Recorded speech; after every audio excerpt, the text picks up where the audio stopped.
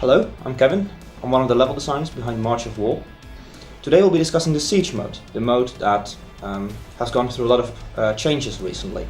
We've looked at the mode and we're now trying to improve it, and today we want to show you what we're working on. It's all still work in progress, but we try to show you what we're making, and we would definitely like your feedback on it. Within the Siege mode we found two major problems.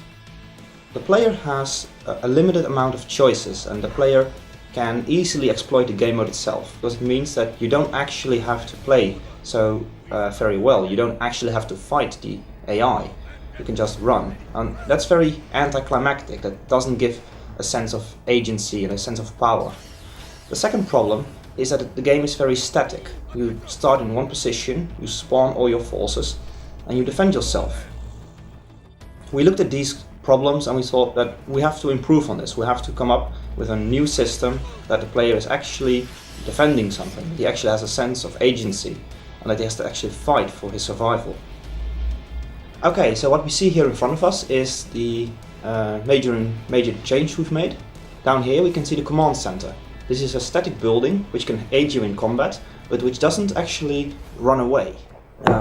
This is the second major change we've made. This is a manpower point, and it's under your control. Around your base, around your defensive position, there are certain capture points which are under your control.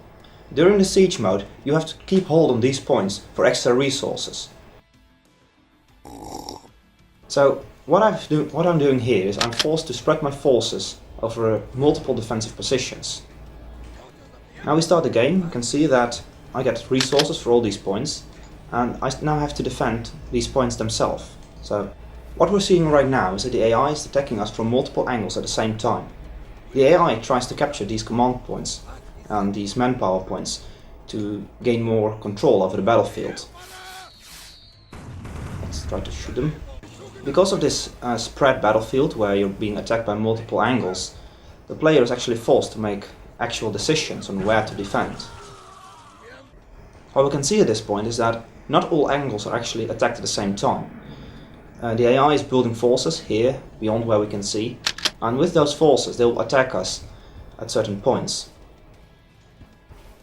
The problem here comes that I have to spread my forces. My flame tank, which I can only use here, cannot help me on the other side of the battlefield.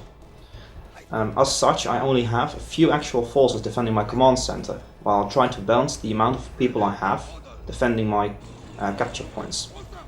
What we've also done for the siege mode, and that's something more visual, is that we put a lot more time into the detail. Siege mode will be one of the first new overhauled maps, which will provide 6 new quality maps with new graphics. You can actually zoom in, like the destructed buildings and the saddened faces of the soldiers fighting amongst them. What we see now is that with the limited resources I have, with the limited reinforcements and the amount of troops I have to spread over the battlefield, we create a far more dynamic game. I have to keep into account the units that can come from here, but I also have to focus here where there are now actually tanks moving in. This is essentially our main focus for the new siege mode. Spreading the attention, making sure that players have to focus on multiple things at the same time, and making the game more exciting by doing that.